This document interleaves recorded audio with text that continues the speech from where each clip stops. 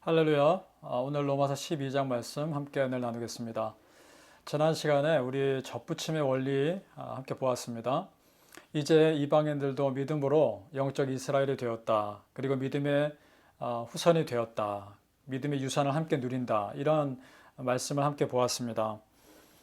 오늘은 그런 말씀의 배경에서 12장을 이해하는 것이 좋습니다. 1절에 보니까 그러므로라고 시작합니다. 자, 그러니까 이제 그 믿음의 후손으로서 우리가 이제 어떻게 살아가야 할 것인가에 대한 말씀을 하고 있는 겁니다. 자, 바울 사도는 우리가 그렇게 은혜로 구원받았으니까 하나님의 은혜를 찬양하고 예배하는 예배자의 삶을 살라는 것입니다. 자, 1절 말씀 봅니다. 그러므로 형제들아 내가 하나님의 모든 자비하심으로 너희를 권하노니 너희 몸을 하나님이 기뻐하시는 거룩한 산 제물로 드리라. 이는 너희가 드릴 영적 예배니라. 아멘. 자, 여기서 권하다라는 말, 파라칼레오라는 말입니다. 옆에서 부르다라는 뜻이죠. 직역하면. 그러니까 옆에서 강하게 권면하는 뜻도 되고요. 아주 간곡하게 간청하는 뜻도 됩니다.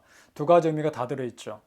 때로는 강하게 푸시하는 것도 되고, 때로는 옆에서 정말 간절히 부탁하는 그런 뉘앙스도 있는 것이죠. 바울 사도가 그런 마음으로 지금 이 말씀을, 이 편지를 읽고 있는 독자들에게 그렇게 믿음으로 요청하고 있는 것입니다. 그 다음 몸을 거룩한 산 제물로 드리라. 이 말은 또 어떤 의미일까요?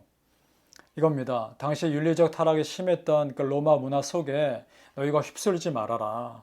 그 얘기하고 있는 것이고요. 또한 동시에 한 주간의 삶 전체가 예배자의 삶임을 기억해라 라는 것이죠.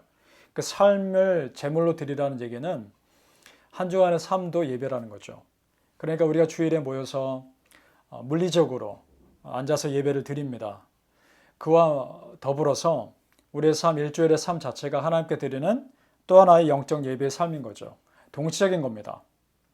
그래서 예배자로 일상을 살아가는 우리에게 계속해서 권면합니다. 3절 말씀에 내게 주신 은혜로 말미암아 너희 각 사람에게 말하노니 마땅히 생각할 그 이상의 생각을 품지 말고 오직 하나님께서 각 사람에게 나눠주신 믿음의 분량대로 지혜롭게 생각하라. 아멘. 자, 그러니까 어떻게 사는 것일까요? 크리스찬으로서 가지 말아야 할 곳에 가지 말고 하지 말아야 할 것을 하지 않는 것입니다. 그 분량을 정확히 지키며 사는 거죠. 여기서 특별히 지혜롭게 생각하라 라는 말에서 지혜롭게라는 말에 이런 뜻이 있습니다. 건전하며 겸손하게 라는 뜻이었습니다. 겸손하게 말씀대로 살려고 노력해야 그 믿음의 틀을 그 피조물로서의 크리스찬으로서의 한계를 벗어나지 않는 것이기 때문입니다. 에덴 동산에서요, 아담과 하와가 왜 죄를 짓습니까?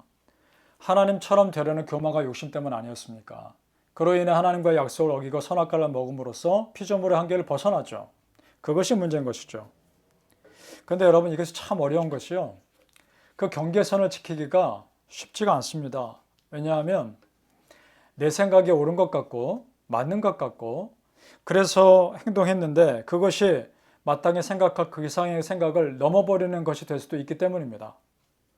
그래서 우리는요, 항상 겸손히 기도하면서 그 말씀의 테두리 안에 살고자 깨어 있어야 합니다.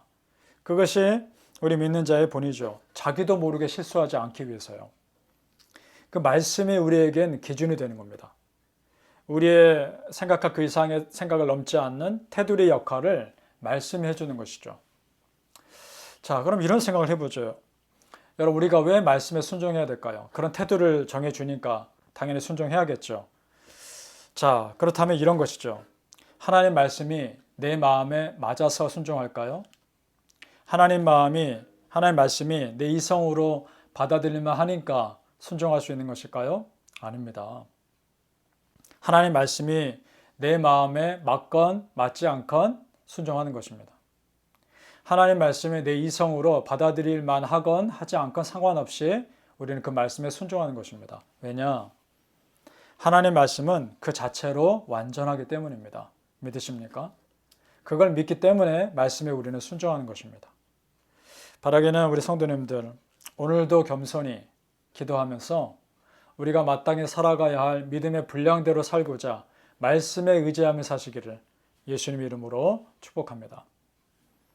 로마서가 믿음을 강조하죠. 그러나 그에 못지않게 행함도 굉장히 강조합니다. 그 믿음과 행함은 두 개가 밸런스가 맞아야 하기 때문입니다. 믿음이 있는 사람이 행함으로 드러나는 건 그건 자연스러운 겁니다. 자, 오늘 말씀은 원수를 내가 갚지 말고 하나님께 맡기고 선으로 악을 이기라 라고 말씀합니다. 자, 믿음이 있으면 행함으로 보여주라는 거죠. 20절 말씀입니다. 네 원수가 줄이거든 먹이고 목마르거든 마시게 하라. 그리함으로 네가 숯불을 그 머리에 쌓아놓으리라. 아멘. 자, 이 말씀 오해할 수 있습니다. 원수니까 숯불을 그 머리에 쌓아놔서 뜨겁게 해서 원수를 더 힘들게 해야 되는가 라고 오해할 수 있지만 그런 말씀의 뜻이 전혀 아닙니다. 당시 이스라엘 문화를 이해할 필요가 있는데요. 각 집마다 불이 있겠죠. 그 집을 따뜻하게 해줄 수 있는 그 불을 꺼뜨리지 않을 책임이 있었던 겁니다. 각 그 집의 주인들에게. 그러나 잘못해서 그 불씨를 꺼뜨릴 수 있겠죠. 그러면 그 불씨를 받으러 다른 집에 가야 되는 거죠. 그거 자체가 창피한 일입니다. 왜냐하면 그만큼 게을렀다는 것이 드러나는 거니까요. 자, 그러면 그런 배경에서 이해를 해봅시다. 자, 원수가 불을 구하러 나에게 온 겁니다. 그런데 원수라고 해서 불씨를 주지 않으려 하지 말고 기꺼이 주라는 겁니다. 원수임에도 불씨를 줬을 때 그 원수가 그걸 받고서 무엇을 느끼겠냐는 거죠. 오히려 더 미안하기도 하고 수치심을 느끼기도 하겠죠.